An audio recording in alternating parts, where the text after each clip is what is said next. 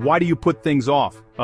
You have a task you know is important, you have the time and the ability to do it, yet you find yourself doing anything else instead. Many people will tell you this is laziness, they will say it is a character flaw, they will say it is a failure of willpower. But this is not the full story. Procrastination is not a moral failing. It is a deeply ingrained survival mechanism. It is a biological response that helped our ancestors navigate a dangerous world. Understanding this is the first step toward reclaiming your focus and your time.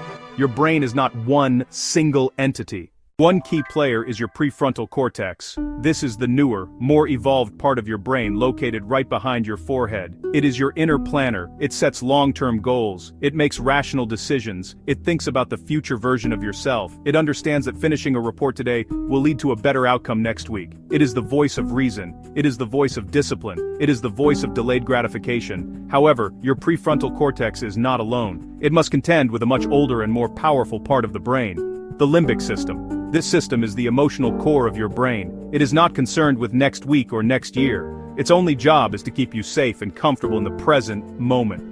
One crucial part of the limbic system is the amygdala, your brain's threat detector. It constantly scans your environment for potential dangers. Physical.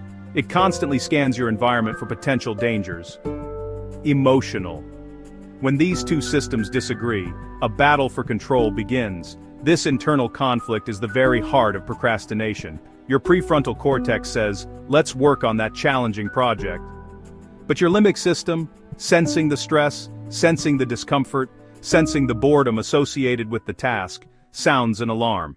To understand why your brain chooses avoidance, we need to talk about a powerful chemical called dopamine. Dopamine is often called the feel-good neurotransmitter, but its role is more complex. It's really a molecule of motivation and reward. When your brain anticipates pleasure from an action, it releases a small hit of dopamine. That chemical signal says, that was good, so your brain says, let's do it again. Dopamine reinforces behaviors and builds habits. It drives us to seek food. It drives us to seek water. It drives us to seek social connection. Our modern world, though, is a dopamine minefield. Every notification on your phone, every new post in your social feed, every funny video, all engineered for quick spikes. These are low-effort, high-reward activities. Scrolling your phone for 5 minutes gives an immediate, predictable burst of pleasure. The brain learns that fast. It sees your phone and already anticipates a reward.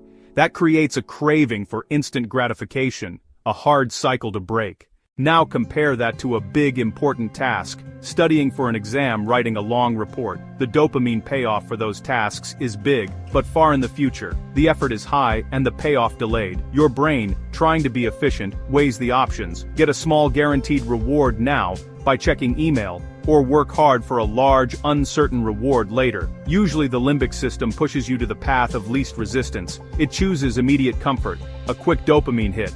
That's why you open a blank document, feel uneasy, and instantly switch tabs. The blank screen gives no immediate reward, it signals effort and struggle. Your email inbox, by contrast, promises novelty and quick wins. Your brain isn't lazy. It's daughter die tur poduite nazen been following hardwired programming. It's just chasing the fastest, easiest source of dopamine available. It is a survival instinct misfiring in the modern world. Dopamine explains the pull toward distraction, but fear explains the push away from the task itself. Your amygdala, the brain's alarm system, is not just on the lookout for physical threats like a predator. In our modern lives, it also reacts to emotional threats. A difficult task can trigger a whole host of negative feelings. You might fear failure, you might fear criticism, you might even fear success. Stress, anxiety, self-doubt are registered by the amygdala as danger. To your brain, the discomfort of facing a challenging project is a genuine threat. In response, it activates the fight or flight response. Since you can't fight a spreadsheet or run from a deadline, your brain chooses avoidance. Procrastination becomes emotional regulation. It temporarily escapes those negative feelings. The relief you feel when you decide to do it later is real. This creates a vicious cycle.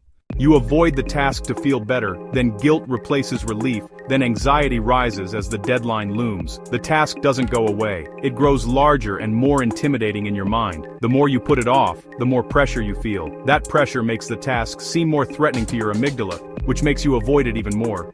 You're stuck in a loop of avoidance and anxiety. This fear is not a sign of weakness, it's a human response. Staring at a blank page can feel overwhelming.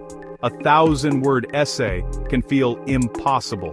The fear of not meeting expectations is a powerful demotivator. The key is not to eliminate the fear, but to act in spite of it. Understand your brain is trying to keep you safe. Respond with strategy, not self-criticism. You cannot win a battle against your own brain through brute force. Instead, you must work with its natural tendencies. The goal is to make your desired actions easier and more rewarding. The first strategy is to shrink the task. Big, vague goals are terrifying to the limbic system. Use the 2-minute rule. If a task takes less than 2 minutes, do it immediately. For larger tasks, break them down. Commit to working on the very first step for just 2 minutes. Write 1 sentence, read 1 page. Put on your running shoes. A task well started is half done. Next, manage your environment to reduce friction. Procrastination is often a simple matter of convenience. If your phone is next to you, you will check it. If your television is on, you will watch it. Make distractions harder to access and productive tasks easier to start. Put your phone in another room. Close unnecessary browser tabs. Lay out your work clothes the night before.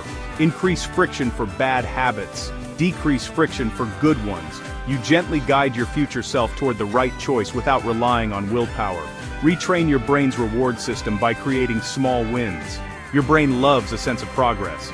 Use a to-do list and take satisfaction in checking off each small item. Break a large project like write essay into smaller steps. Research topic, create outline, write first paragraph. Completing microtasks provides immediate gratification and teaches your brain that working can feel good. Finally, attach an immediate reward to completing a habit. The brain prioritizes immediate pleasure, so give it some. This is called temptation bundling. Pair an action you want to do with an action you need to do. You can only listen to your favorite podcast while you're on a run. You can only watch your favorite show after 20 minutes of studying. This links difficult tasks to immediate dopamine rewards and slowly rewires your brain to look forward to them. Your prefrontal cortex says, "Let's work on that challenging project." It argues, "This feels bad. Let's do something easier and more pleasurable right now." The task itself becomes a perceived threat, and because the limbic system is a more ancient and primal force, it often wins the argument, leading you to seek immediate relief by avoiding the task.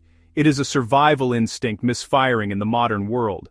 The journey to overcome procrastination is not about becoming a different person. It is not about punishing yourself for your brain's natural instincts. It is about becoming a better architect of your own habits and environment. It is about understanding the ancient battle between your planning, prefrontal cortex, and your emotional limbic system, and then gently tipping the scales in favor of your long-term goals. You are not lazy or broken.